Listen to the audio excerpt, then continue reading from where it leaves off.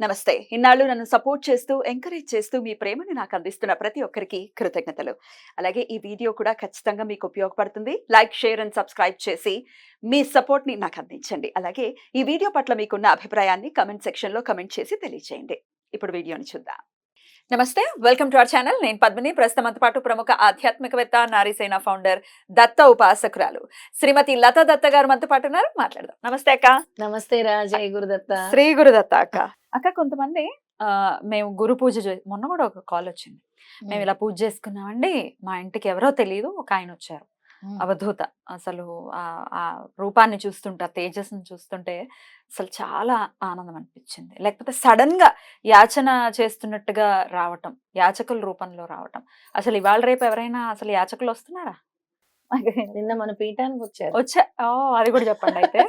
So ఇట్లా చెప్తూ ఉంటారు. భలే వాళ్ళకి ఆ పూజ చేసుకున్నందుకు ఓ స్వామి స్పందించారా అని మనసు చాలా తృప్తిని పొందుతుంది, సంతోషపడతారు. ఇవి ఎవరితో చెప్పారనుకోండి, నమ్మని వాళ్ళ దగ్గర చెప్పారనుకోండి, కొట్టి పారేస్తారు.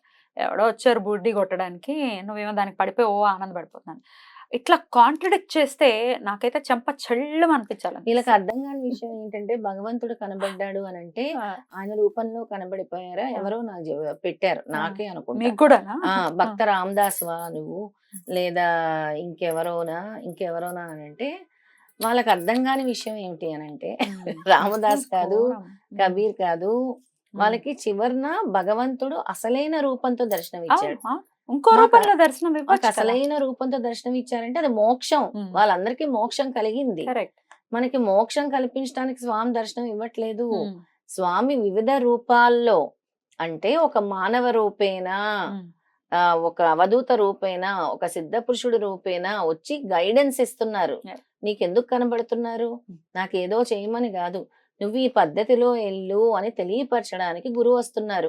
గ్రహించగలగాలి మనం, ఎవరు గ్రహించగలిగే శక్తి ఉండాలి. లేదంటే గురువులు ఉన్నారు అని తెలియపరచడానికి కూడా వస్తున్నారు. రైట్. మొన్న ఒకసారి ఎవరో ఫణిభాస్కర్ గారు చెప్పారు, కురోపురం వెళ్ళారట, మీకు కూడా కాల్ చేసినట్టు. కురోపురం వెళ్తే ఒక కుక్క వారి వెంట నడుచుకుంటూ వెళ్ళిందట, రూట్ చూపించిందట.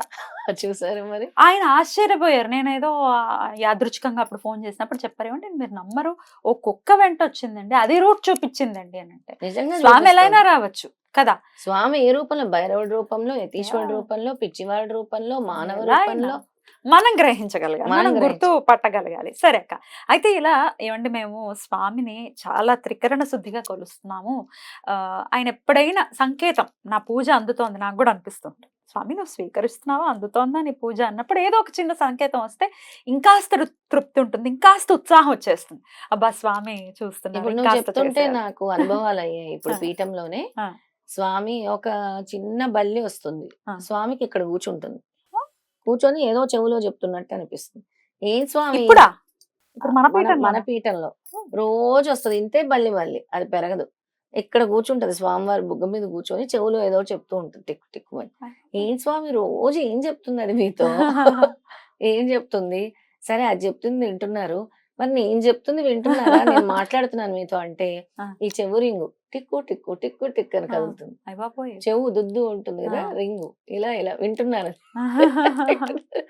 పోనీ నేను చెప్పటం వదిలేసే పద్మిని, ఇంతమంది ఎవ్వరు మన పీఠానికి వచ్చినా స్వామి ఇక్కడ కూర్చున్నట్టే అనిపిస్తుంది, స్వామి ఉన్నారు ఇక్కడ. మాకు ఆ పాజిటివ్ వైబ్రేషన్ అనేది చాలా క్లియర్ గా తెలుస్తుంది. స్వామి ఎక్స్ప్రెషన్స్ మారుస్తున్నారని. ఒక బాబు వచ్చాడు, ఆ బాబు వచ్చి, అమ్మ నిన్న స్వామి వచ్చి చూస్తే ఇలా ఉన్నారు, ఈ రోజు ఫుల్ గా నవ్వుతున్నారమ్మా, నిన్న వేరేగా ఉన్నారు, ఇక్కడ ఈ రోజేమో ఇలా కనబడుతుంది స్మైల్ తో అని.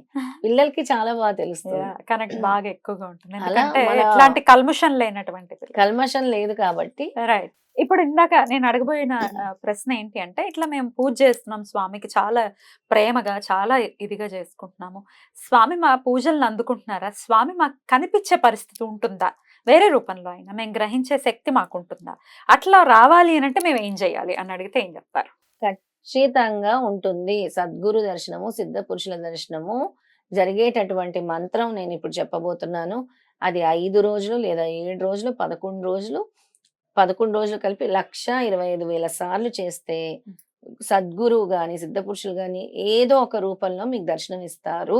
మనం గ్రహిస్తాం కూడా ఇది సద్గురువే అని మనం గ్రహించగలిగే శక్తే స్వామి ఇస్తారు. ఇస్తారు. గ్రహించగలిగే శక్తే గురు దర్శనము, సద్గురు దర్శనం, సిద్ధ పురుషుల దర్శనం. అలా ఆ శక్తి స్వామి మనకు కల్పిస్తారు. Right. కాకపోతే దీనికి మళ్ళీ చిన్న పరీక్ష పెట్టారు స్వామి. అందరికి ఇవ్వరు. ఎవరికి ఇవ్వరు? ఎలాంటి వాళ్ళకి ఇవ్వరు అని అంటే ఎవరైతే గత జన్మలో చేసినటువంటి పంచమహాపాతకాలు, ఏంటవి? అది బ్రహ్మహత్యా పాతకము, స్త్రీ హత్యా పాతకము, శిశు హత్యా పాతకము, అలాగే కాలసర్ప దోషము, అలాగే గురు పత్నిలతోని లేదా గురు పత్నిలతో సంగమము, లేదా గురువులతో గురు దూషణ, దైవ దూషణ, ఇవన్నీ కూడా పంచమహాపాతకాలు. పంచమహాపాతకాలు. అందులో కాలసర్ప దోషం కూడా ఉంది ప్రధానంగా. అయ్యో చాలా మంది ఇప్పుడు ఇవాళ రేపు ఇబ్బంది పడుతున్నారు. సో కాలసర్ప దోషం ఉన్న వాళ్ళకి కూడా ఎవరికైతే ఇలాంటివి ఎక్కువ అంటే కాలసర్ప దోషంలో కూడా పీక్ గా ఉండేటువంటి పాతకాలు అంటే చాలా మాలిఫిక్ ఎఫెక్ట్ ఉంది. అంటే గత జన్మలో వాళ్ళు చేసినటువంటి పాపాల మూలంగా గురువు వాళ్ళకి ఎట్టి పరిస్థితుల్లో దర్శనం ఇవ్వరు. మరి ఎలా మా పాపం ఎలా తీరాలి, ఎలా పరిపక్వం అవ్వాలి అని అంటే దానికి వాళ్ళు దైవారాధన చేసుకోవాలి, నిరంతరము దైవ నామస్మరణ చేయాలి. ఆ కర్మను తొలగించుకొని నామస్మరణ చేసి చేసి చేసి పరితపిస్తే అప్పుడు స్వామి దర్శనం ఇస్తారు. దానికి ఒక ఈ మంత్రం చెప్పే అంటే ఎవరైతే గురువు గారు ఉన్నారో ఆయన అనుభవం రాశారనమాట. ఆయనతో పాటు ఆయన స్నేహితుడికి, ఆయనకి ఈ మంత్రం పనిచేసింది. ఆయన స్నేహితుడు ఈ మంత్రము తీసుకుంటే ఒకటే వాంతులు మొదలవుతున్నాయి. ఈ మంత్రము అసలు చదవనివ్వలేదన్నమాట.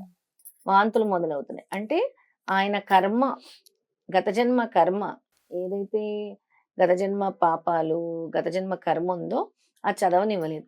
దానికి ప్రత్యామ్నాయం ముందుగా కర్మదోషం తొలగించుకునే మంత్రం కూడా ఉంది. అది మరొక ఎపిసోడ్ లో చెప్తాను.